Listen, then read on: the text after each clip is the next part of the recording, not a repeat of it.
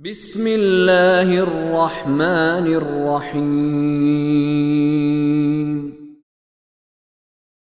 ان الدین عند اللہ الاسلام وما اختلف الذین اوتوا الكتاب الا من بعد ما جاءهم العلم بغیا بینہم ومن يكفر بآیات اللہ فإن اللہ سریع الحساب۔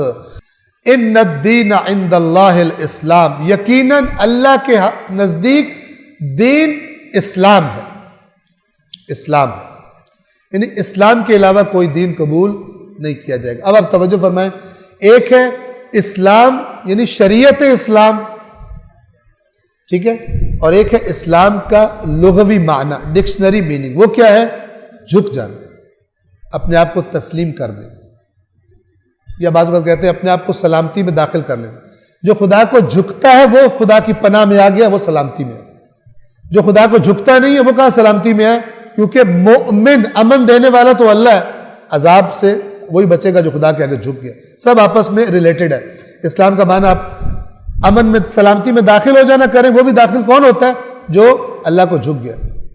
اللہ اسی کو پناہ دیتا ہے جو خدا کا نافرمان نہیں ہے، اس کے عذاب سے وہی پناہ میں۔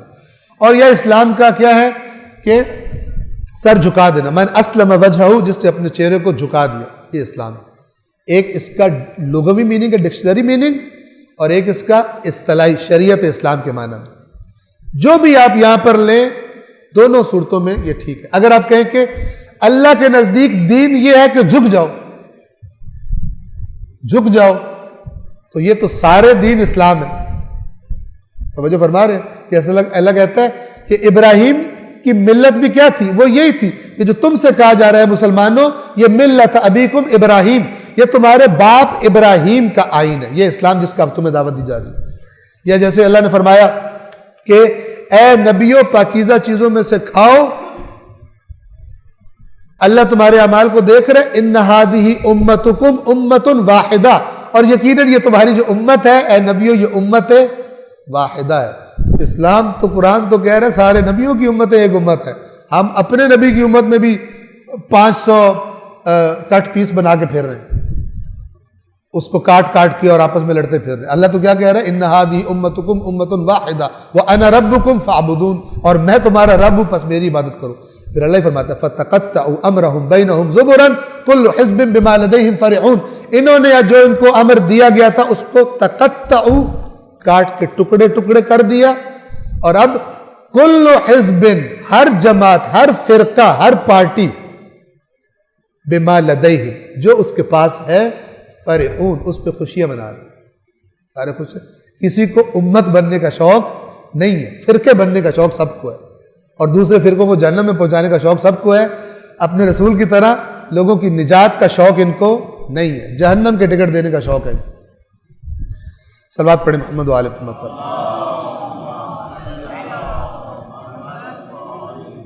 اور اگر یہاں پہ اسلام کا معنی آپ شریعت اسلام لیں تب بھی کوئی فرق نہیں پڑتا، کہ اللہ کے نزدیک اب دین وہ ہے جو رسول اللہ لے کر آئے ہیں، جو محمد صلی اللہ علیہ وآلہ وسلم لے کر آئے ہیں، اب دین وہ ہے۔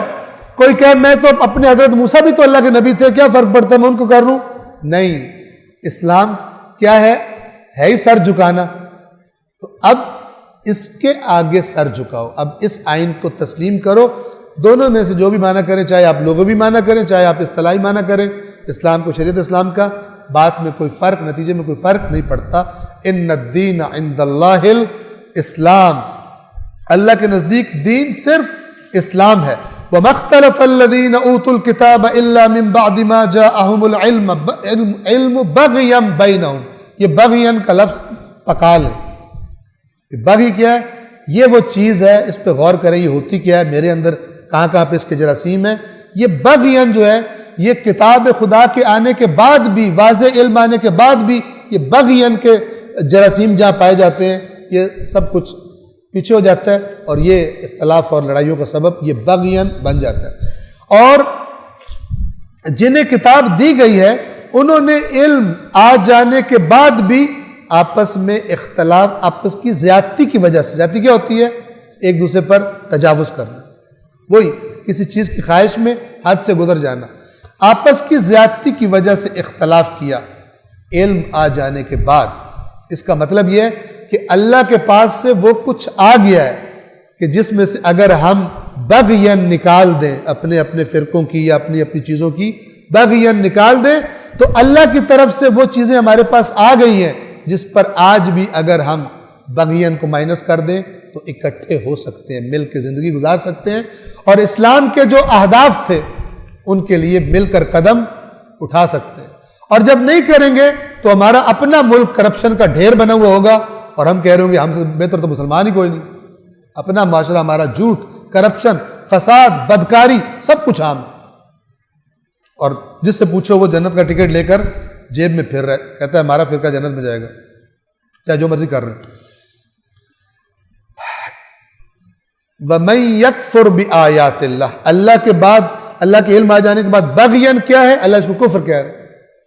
میری بات کو غور کرو، دیکھو میں نے کیا کہا ہے، اللہ نے کیا کہا ہے، اپنی فلسفے اپنے پاس رکھو، اس کے پیچھے چلو، ورنہ یہ بغین ہو جائے گا۔ اور جب بغین ہوگا تو اللہ تو تکلف ہی نہیں کرتا۔ وَمَن يَكْفُرْ بِآيَاتِ اللَّهِ، جس نے اللہ کے بتائے ہوئے آیات میں جو اس نے معیار اور قانون اور قاعدے اور اصول دیے، جس نے ان سے کفر کیا، فَإِنَّ اللَّهَ سَرِيعُ الْحِسَابِ۔ اب اس آیت کو پڑھ کے ہم کہیں بڑے گندے تھے بھائی یہودی، ان میں بغین تھی، ان کے پاس اللہ نے ان کو کتاب دی تھی اور فلان کیا تھا، اور خود بھی ڈوبتے جا رہے ہو، دوسروں کو نصیحت کر رہے ہیں، خود بھی اللہ کی کتاب کو قائم نہ کیا ہو اور کہہ رہے ہو یہودی کتنے برے تھے جنہوں نے یہ حرکتیں کی تھی۔ قرآن کی آیات سب سے پہلے پڑھنے والے کے لیے عبرت اور نصیحت ہونی چاہیے۔ وَمَن يَكْفُرْ بِآيَاتِ اللَّهِ فَإِنَّ اللَّهَ سَرِيعُ الْحِسَابِ، اور جس نے اللہ کی آیات کا کفر کیا، انکار کیا، تو یقیناً اللہ بہت جلد حساب لینے والا ہے۔ صدق اللہ العلی العظیم۔